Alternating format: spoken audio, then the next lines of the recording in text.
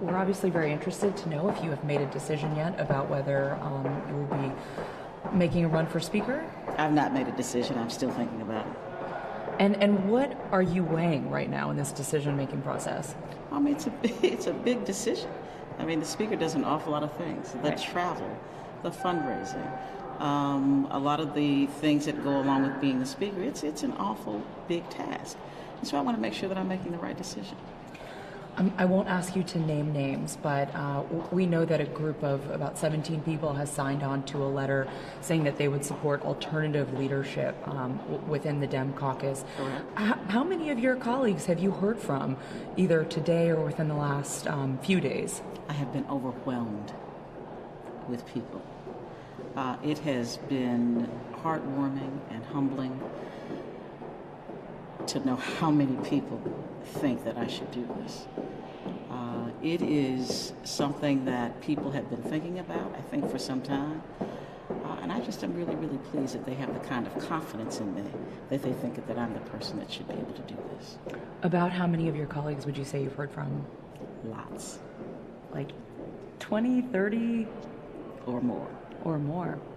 Interesting. Were you at the Dem caucus meeting this afternoon at all? No, I was not there. Okay. Why didn't you attend? Because I was just busy. Okay. Haven't written any other reason?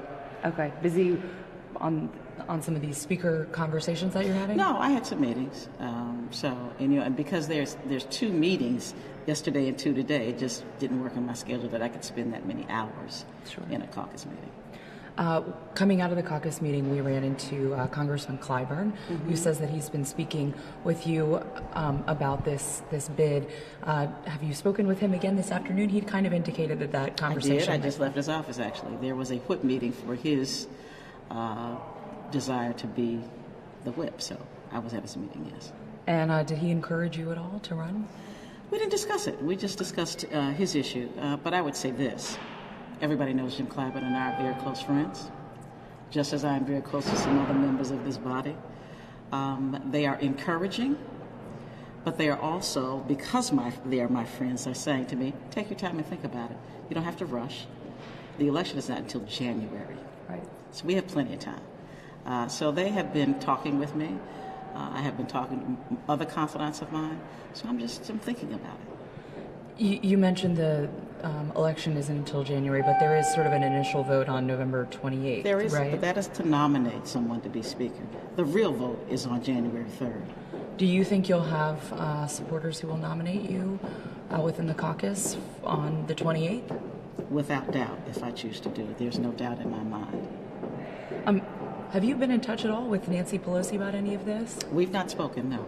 Okay. Today she said, when asked about a potential bid from you, she said, come into the water, come wade into the water, it's warm. What do you have to say to that? Nothing, because it's the first time I've heard it. Okay. So, today has been a busy day, really. You can imagine how many phone calls I've been receiving. I'm sure. How many text messages I've been receiving. So it's been a very, very busy day, and I've not seen any news today. Okay. Any encouragement that you're getting from perhaps people who are not in this body, but perhaps former politicians who want to see you run? I'm getting calls from labor people, from K Street lobbyists, from friends, from institutions and organizations. Many people who are not in this body are encouraging me as well. And what do you say to sort of the critics of a bid that you might launch who say, Nancy Pelosi was the majority leader in the last Congress, and she helped the Democrats win the majority in this Congress. She deserves to be our Speaker. What do you say to that? I helped the majority too, as have most of us. I traveled the country.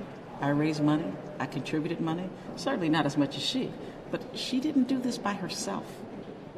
She also was the person who over the last 8 years lost seats. It's one thing to give people credit for winning if you also make them responsible for losing. And so I would say to you this, all of us are happy that we're in the majority. I think that she has been a very good speaker. I think that she is well suited to do what she does. I just think that if we run on change, then we need change. And we should not stand with the status quo.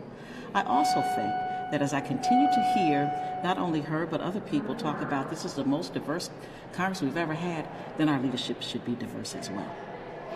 We can't just talk the talk, we have to walk the walk too. If you were to become Speaker, how would you lead in a different path than say, Nancy Pelosi has in the last few years as Majority Leader, which was probably how she will lead going forward? I think I'm probably a much more bottom-up leader than top-down.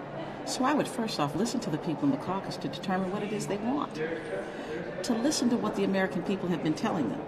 We're talking about doing a campaign finance reform as our first bill. Of all the doors I knocked on and all the hands I shook and all the people I talked to, not one said campaign finance reform was their number one issue. What they said to me was it is student debt. What they said to me is that they want to be sure that when they are sick, that we take care of them with pre-existing conditions. What they said to us is we want to find a way to make sure our people work and have a better wage. I never heard some of the things that we're hearing today. I never heard about, let's take care of the ethics package.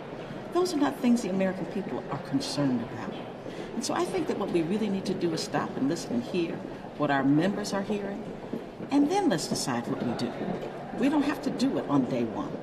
Let's take some time and figure out what's best for the country, because the people are depending on us. They've given us another opportunity. They want us to get it right.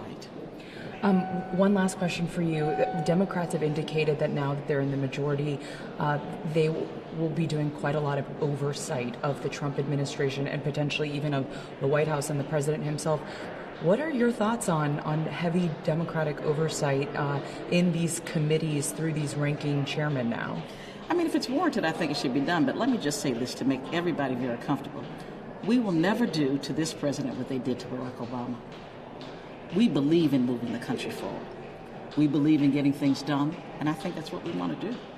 Do you think that there's any oversight that's merited, or what oversight do you think there is? I mean, I'm certain that there are. There are lots of things. Obviously, we've got cabinet members who are doing things that have even been brought to our attention by the IG. Sure. We have investigations into resources that are not being spent properly. We're talking about border walls and who gets that. I mean, there are lots of things that we can look at.